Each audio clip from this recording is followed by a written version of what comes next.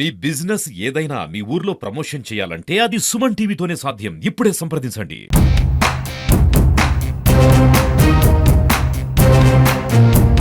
రాజకీయ నాయకుల ముసుగులో ప్రభుత్వ భూములను ఆక్రమించి యథేచ్ఛగా సాగు చేసుకుంటున్నటువంటి నాయకులు అంతటితో సంతృప్తి చెందకుండా పేదలు దళితుల భూములను ఆక్రమించి వారిని నానా కష్టాలు పెడుతున్నటువంటి ఉదంతాలు అనేకం వెలుగులోకి వస్తున్నాయి.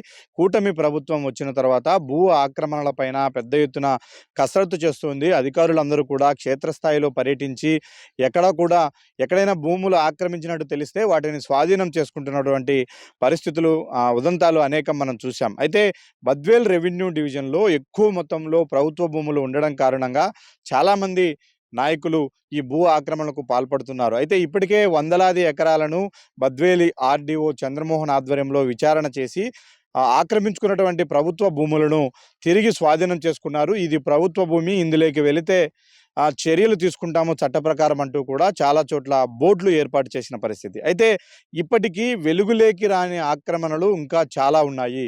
ప్రస్తుతం మన వెనుకవైపు కనిపిస్తున్నటువంటి ఈ భూమి కలసపాడు మండలం మల్లువారిపల్లి రెవెన్యూ పొలంలో ఉన్నటువంటి సర్వే నెంబర్ 1లో దాదాపు 99 ఎకరాల ఏడబ్ల్యూ ల్యాండ్ ఉంది. ఇక్కడ అంటే ప్రభుత్వ భూమి ఉంది.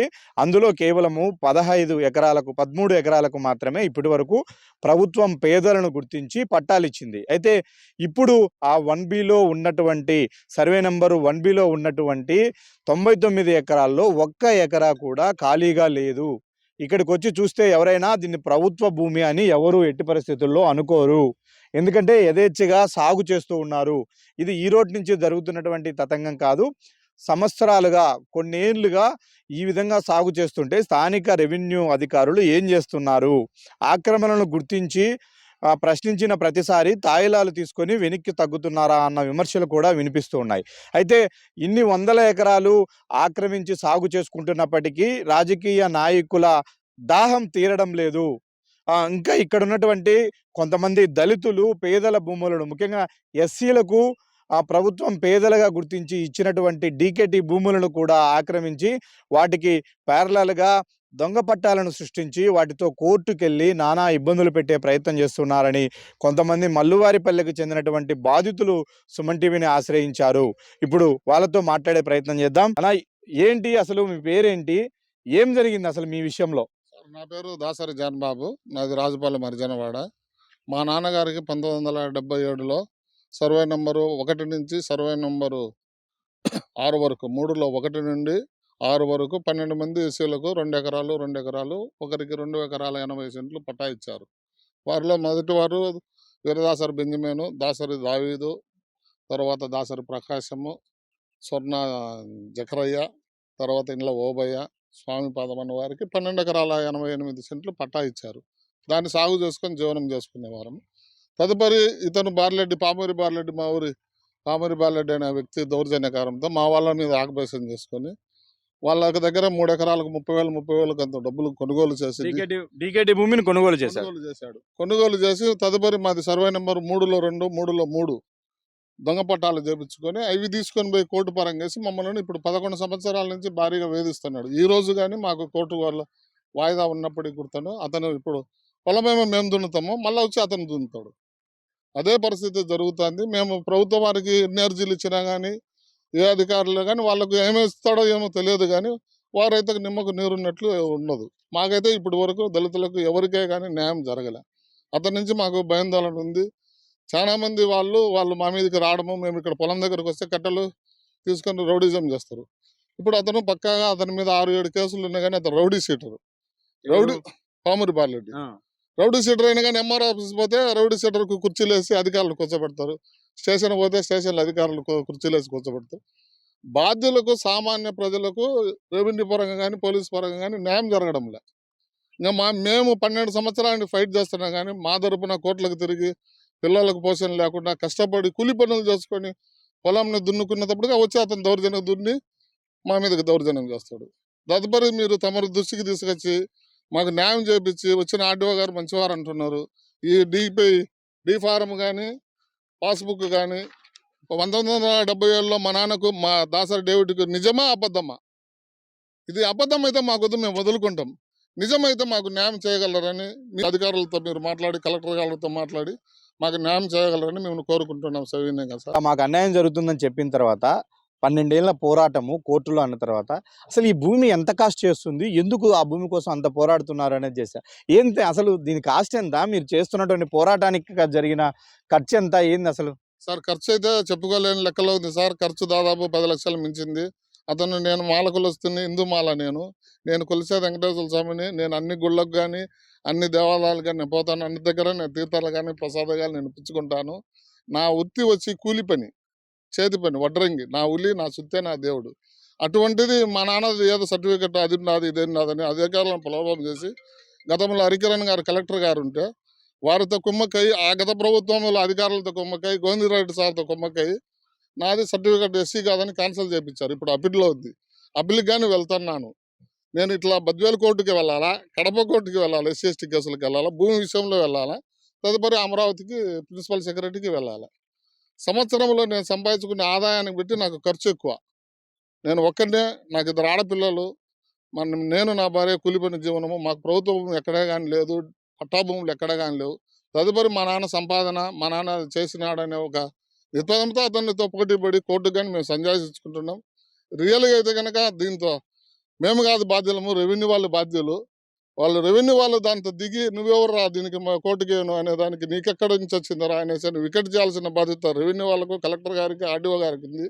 అయితే ఎందుకు అది నాకు జరగడం లేదని చాలా బాధాకరంగా నేను 12 సంవత్సరాల నుంచి నా మంచి విలువైన జీవితాన్ని నేను పోగొట్టుకొని దీని మీదనే నేను తిరుగుతూ ఉన్నాను సార్. ఇప్పుడు వరకు 99 ఎకరాల పొలంలో 1 ఎకరా కానీ ఖాళీ స్థలం లేకుండా మంచి భూములు సార్ ఇవి. శ్రీగంధము, నెమళ్లకు బాగా వసతి బాగుండేది, పశువులకు మేతకు బాగుండేది. ఇప్పుడు పారిశుద్ధ్యంగా పాలు ఇంపార్టెంట్ ప్రజలకు కదా సార్. పశువులు ఎక్కడే కానీ మేనికి 1 ఇంచు కానీ స్థలం లేదు. పశువుల్లో రైతులు చాలా మంది బాధపడుతున్నారు.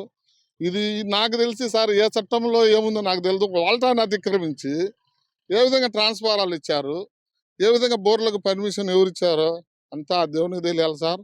అధికారులు ఏ విధంగా చేశారో, ఎట్లా చేస్తున్నారో అయితే కనుక ఇది నాకైతే తెలియదు. నాకు అంత ఇంత అవగాహన ఉన్నా కానీ నేను ప్రతిదీ అతని మీద ఎత్తి చూపుతున్నాను. అతను నా మీదకి దౌర్జన్యాలు, కొట్టనీకి మనుషులను తయారు చేస్తుంటాడు. చాలా ఇబ్బందికరంగా ఉంది. అయినా కానీ చనిపోయేంత వరకు అతనితో ఫైట్ చేయాలని కొనసాగి కష్టపడి జీవనం సాధిస్తుందో నేను ఫైట్ చేసుకుంటూ వస్తున్నాను సార్ ఈ రోజు వరకు. ఇప్పుడు పొలం మీరే చూశారు, మీ ఎదురుగానే ట్రాక్టర్ దున్నుతుంది. ఇది సార్ అతని ఉండే ఇది. దయవుంచి మీరు అధికారులను సంప్రదించి మమ్మల్ని న్యాయం జరిగేలా చేయాలని రెవెన్యూ వారిని కోరుకుంటున్నాను సార్.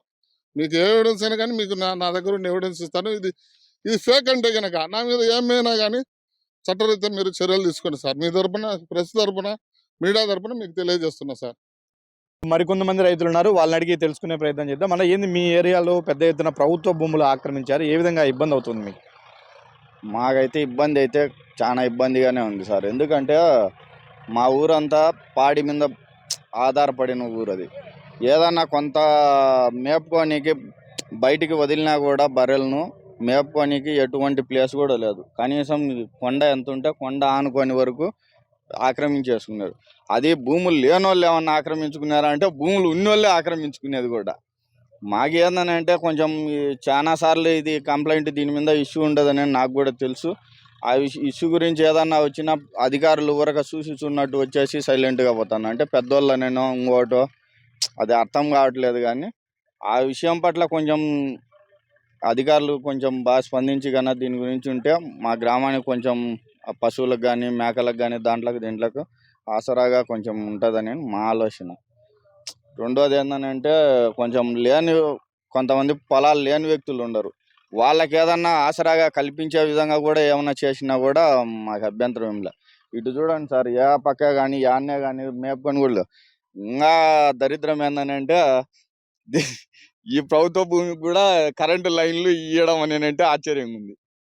మాకు దాని మీద కొంచెం ఏదైనా అధికారులు స్పందించితే కన్నా. ఎవరైనా వాళ్ళకు ఉన్నటువంటి పట్టా భూమిలో బోరు వేసుకొని విద్యుత్ సౌకర్యం కల్పించుకోవాలంటే ఆ భూమి తనదే అని నిరూపించుకునే విధంగా రెవెన్యూ వాళ్ళ దగ్గర నుంచి ఒక ఎన్ఓసి తీసుకోవాల్సి ఉంటుంది. అయితే ఇలాంటి ప్రభుత్వ భూములకు ఏ ఆధారాలు చూపించి ఎన్ఓసీలు అధికారులు ఇచ్చారు, వాటి ద్వారా ఏ ఆధారాలను, ఏ ఎన్ఓసి పేపర్ను బేస్ చేసుకొని విద్యుత్ అధికారులు ఈ విధంగా బోర్లు వేసుకోవడానికి అలాగే విద్యుత్ సౌకర్యం ట్రాన్స్ఫార్మర్లు బిగించడానికి ముందుకొచ్చారో అర్థం కావట్లేదు. ఇదంతా రాజకీయ అండదండతో జరిగింది. ముడుపులు తీసుకొని అధికారులు ఈ విధంగా పాల్పడ్డారు. కాబట్టి ఈరోజు ఇంత విలువైనటువంటి ఇంత పెద్ద ఎత్తున గ్రామంలో పశువులు మేపుకోవడానికి ఉపయోగపడేటువంటి ఈ భూమిని అలాగని పేదలు ఏమన్నా భూమి లేని పేదలు సాగు చేసుకుంటున్నారా అంటే అది కాదు.